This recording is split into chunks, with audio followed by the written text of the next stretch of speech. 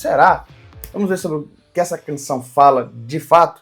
Olá, eu sou o Natan Bezerra. Esse aqui é o quadro Olimpinos, ou Olimpíadas dos Hinos. É um quadro que eu tenho lá no Instagram, no TikTok, mas eu trouxe aqui para o YouTube para fazer de maneira mais ampla e de maneira um pouquinho mais aprofundada para que você compreenda melhor os detalhes. Inclusive, se você é ministro de louvor, aqui eu te ensino a montar um repertório bíblico e ministrar superando a insegurança. Então, já se inscreve aí no canal, ativa o sininho, curte. E se você gostar, lá no final, compartilhe com a galera da sua igreja, com seus amigos. Eu sei que você vai gostar, Então deixe sua opinião nos comentários, eu tenho certeza que vai nos ajudar demais, porque o YouTube entende que esse conteúdo é relevante e vai acabar entregando para mais pessoas, tá bom? Dá uma passadinha aí na descrição, acessa o link para conhecer o meu livro, Cantar e Ensinar, a Igreja Aprende Quando Canta, e o meu curso também. Eu tenho certeza que vai ser muito bom para a tua vida e para o teu ministério. Sem mais delongas, vamos pro vídeo. Então vamos nessa, na torcida. Começando pelo nome, Auê. Auê significa agitação, bagunça ou algazarra.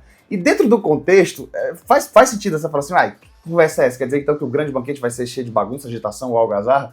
O Marco Teles, ele faz um contexto, né? E ele traz essa ideia, né? As canções elas vão sendo inseridas dentro de momentos importantes ali do sermão. Só para te situar.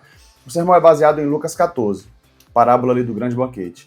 E ali está apresentando de fato os nobres que receberam o convite e recusaram, dando desculpas, é como se fossem os judeus, e os gentios é aqueles que entram na festa. Mas o Marco Teles traz uma aplicação interessante, ele coloca 3 grupos. O grupo A, que é aquele que rejeita o convite para essa festa, e que muitas vezes é um convite para a vida, um convite para viver a graça, para viver o evangelho. Ele traz aplicações interessantes. O grupo B seria o grupo dos pobres. Deus ama os pobres e a Bíblia nos fala para cuidar dos pobres, cuidar do estrangeiro e etc. E o terceiro grupo ali seriam os marginalizados. Então todo o contexto da canção é algo muito interessante, né? Se a gente lembra lá do ladrão da cruz, será que ele está representado aí pelo grupo C? Creio que sim. E tem aplicações importantíssimas. Então eu não quero que você julgue essa canção apenas pelo meu vídeo, mas você precisa ouvir todo o sermão musical O Grande Banquete. Vou trazer aqui alguns pontos interessantes, então terminando esse vídeo aqui, te aconselho a assistir todo o musical, o sermão musical O Grande Banquete, que eu acredito que vai ficar bem mais claro alguns pontos que eu vou estar trazendo aqui sobre essa canção. É exatamente isso, pessoas pobres participando da mesa nobre, isso não é comum, isso não faz parte. É como se alguém estivesse olhando de fora e falasse assim, que algazarra é essa? Inclusive tem um trecho que Marco Teles fala, tipo assim, que disparate, né? Aquelas pessoas com não tem um paladar apurado, desfrutando de comidas tão finas, né? Isso é um disparate, isso é um desatino. É como se fosse algo nesse sentido, tipo assim, que auê é esse? É como se alguém olhasse, que auê é esse? Que algazarra é essa? O que essas pessoas estão fazendo aqui? Elas não têm grife para participar dessa mesa. A ideia era como se fosse essa, né? Mas isso é a graça é escandalosa. Então, o contexto da canção está baseado em Lucas 14, nessa ideia, e agora eu vou trazer um pouquinho da explicação. A partir do sermão musical mesmo, você consegue ter muitas percepções do significado de algumas questões relacionadas à letra aí, né? De alguns trechos da letra. Então vamos lá? Vamos começar aqui, eu vou soltar o vídeo pra gente ir pontuando trecho por trecho. Pode entrar, eu ouvi, alagou o olhar. Pronto, essa parte aqui, pode entrar, a pessoa recebendo o convite de Deus, pode entrar, eu ouvi, alagou o olhar. O que é alagou o olhar? Chorei. É emocionante recebermos o convite da graça, a gente não merece. Se nós formos pensar, nós como gentios, nós não somos dignos dessa mesa, né? E ainda assim nós somos chamados para participar dessa festa. E isso é emocionante, alagou o olhar, a gente chora. Bem, você vê que ele tá conseguindo trabalhar bem. Quando o lustre tá no chão, onde os meus estão. Quando o lustre tá no chão, onde os meus estão. Isso vai ficar claro no sermão, se você ouve. A ideia do lustre no chão é a ideia de que o piso é tão nobre, imagina, brilha mais que porcelanato. É uma majestade que está dando aquela festa. É alguém muito rico, alguém muito poderoso. Aquele lugar, o ambiente onde aquele banquete está sendo realizado é algo muito fino. Então quando ele diz assim, quando o lustre está no chão, ele olha para o chão e ele vê o lustre refletindo. Esse piso é tão nobre que é aquela reflexão, meu Deus, onde os meus estão? Tipo, onde é que eu estou? O que eu estou fazendo aqui? Eu preciso estar com o meu povo, preciso estar com a minha galera. Tipo assim, eu sou indigno, eu tenho vergonha. O que eu estou fazendo nesse lugar? É mais ou menos essa a ideia, né? Eu não pertenço a esse ambiente, mas ainda assim eu estou aqui. Aí você vai prosseguindo, vamos prosseguir passo a passo aqui. Uma folha eu aprendi. Com a folha eu aprendi como se deve cair, eu acredito que aqui é baseado em uma frase do Manuel de Barros, que diz assim: as folhas das árvores servem para nos ensinar a cair sem alardes. A ideia é essa, né? Nós estávamos caídos em pecado, o pecado de Adão nos derruba, e ali a gente fica recolhido a nossa insignificância. E aí o que acontece? Olha o continuar da música. Você quer me levantar e diz que aqui é o meu lugar, com minhas roupas, minhas falhas, minhas birras. Você quer me levantar? É como se fosse Deus chegando agora, estendendo as mãos, né? Diz que aqui é o meu lugar, apesar de eu não me reconhecer aqui, apesar de eu reconhecer a minha indignidade, e é isso que o Evangelho causa em nós, a partir do reconhecimento do nosso pecado, das nossas falhas. Infelizmente, muita gente se ensoberbece, como aquela outra história que Jesus conta do fariseu e do publicano, né? O fariseu chega e diz: graças te dou que não sou como esse publicano, né? Dou o dízimo de tudo quanto ganho, jejum e tal. Você mostra, ele demonstra arrogância, tipo assim, eu mereço estar aqui. Esse publicano não. Só que o publicano dizia o quê? Batia no peito e dizia: ser propício a mim, Senhor, ser propício a mim, sou pecador e tal. E Jesus então pergunta: quem dali saiu justificado? Claro que foi aquele que batia no peito e se considerava pecador. São essas pessoas que realmente entendem a graça. Que realmente entendem a graça. Eu não sou digno, mas aí eu tô caído. Mas Jesus vem, levanta-nos do chão. E é isso que a canção está dizendo: você quer me levantar, diz que aqui é o meu lugar. Aí com minhas falhas, minhas roupas e minhas vidas. O que ele está dizendo é, com todas as minhas limitações, com as minhas falhas. E aí aqui tem servido para talvez algumas pessoas acharem que, então quer dizer então que Deus não quer transformação? Não é nada disso que a canção está falando.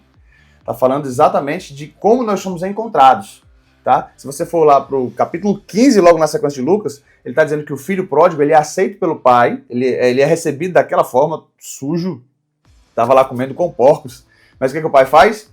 Traz ele para a mesa. E eles vão para um banquete, muito semelhante a esse banquete do capítulo 14. Que aí agora vem mais detalhes, se a gente for pensar assim, Lucas 15. Vem o quê? Aí vem novas sandálias, que na realidade sandálias, ele estava descalço, roupas novas, um anel no dedo, e aí é feita ali também uma grande festa, um grande banquete. Então você observa que um texto vai complementando o outro. Então, ele nos recebe com minhas roupas, com minhas falhas, minhas birras, né, com as minhas limitações. O filho mais velho também estava ali, depois ele chega com todas as suas dificuldades e tudo, mas esse é um outro ponto, porque se a gente for pensar aqui no filho mais velho também, ele é como se fosse aqueles nobres que rejeitaram o convite da festa, né? Então tem toda uma figura, você percebe? Tem toda uma figura que está envolta aqui nessa parábola. Mas o que é importante a gente entender é que, já vou dizendo logo, não é uma canção de esquerda, porque é a Bíblia que está falando isso. E na época que Jesus estava falando isso, nem se cogitava a ideia de esquerda e direita. O que Jesus está falando aqui é sobre nós estarmos sendo aceitos nessa mesa. Mas a parte fica mais complicada agora na sequência, com essa ideia de esquerda e direita, né? Agora que o Zé entrou e todo mundo viu, e todo mundo olhou, e todo mundo riu, ninguém se acostumou, mas o céu se abriu. O impossível aconteceu, meu Deus do céu! A ideia de agora que o Zé entrou, você vê brasilidade na canção, que nós mais temos aqui no Brasil é o José e Maria, né? E é interessante que também é atrelado a uma cultura cristã. José e Maria são os pais de Jesus. Então agora que o Zé entrou, aqui é uma representação do Zé, da pessoa do homem pobre, que é uma representação do brasileiro, trabalhador. Só que muitas vezes o pobre ele não tem lugar nas grandes festas. Ele não tem lugar nos grandes banquetes. Então a ideia que o Marco Teles está nos trazendo aqui é que assim como um gentil ele é aceito na mesa, nós estamos vendo aqui a ideia do pobre, que é recriminado muitas vezes. O pobre é aceito por Deus. Mas é uma ideia esquerdista. Não é uma ideia esquerdista. Veja a Bíblia, veja de todo o Antigo Testamento o cuidado que Deus tem com o pobre. O próprio Tiago falando sobre isso. Tiago fala sobre isso. Tiago censura os ricos. Isso é coisa de esquerda. Isso é Bíblia. Nós estamos falando de Bíblia, tá bom? Eu estou colocando aqui esse ponto porque pessoas têm levantado esse ponto. Mas nós estamos falando aqui de Bíblia. Estamos falando aqui de Bíblia. E aí vem a sequência ainda. Agora que a fé ganhou e a Maria sambou sua saia, balançou, alguém se incomodou com a cor que ela mostrou, mas o céu colorido. Milagre! Aí agora que é a representação do negro. Agora que a Maria sambou, sua saia balançou, a ideia é o quê? É da cultura, da brasilidade, dos ritmos. Aí já vem uma outra polêmica, né? questão de ritmo, tudo, como é que vai ser o ritmo no céu? Bom, nós somos brasileiros. Somos brasileiros. O brasileiro louva a Deus com seus ritmos. Como é que os africanos louvam a Deus? Você já viu um culto africano, como é que é? Como é que eles dançam, como é que eles louvam e glorificam a Deus? Então aqui o que ela está falando tem a ver também com a ideia da cultura do racismo, né? A cor que ela mostrou é isso. A Maria sambou, no caso, glorificou a Deus por meio de uma dança. E aqui você precisa entender que o samba não é pecado, tá? O samba não é pecado, o samba é um ritmo.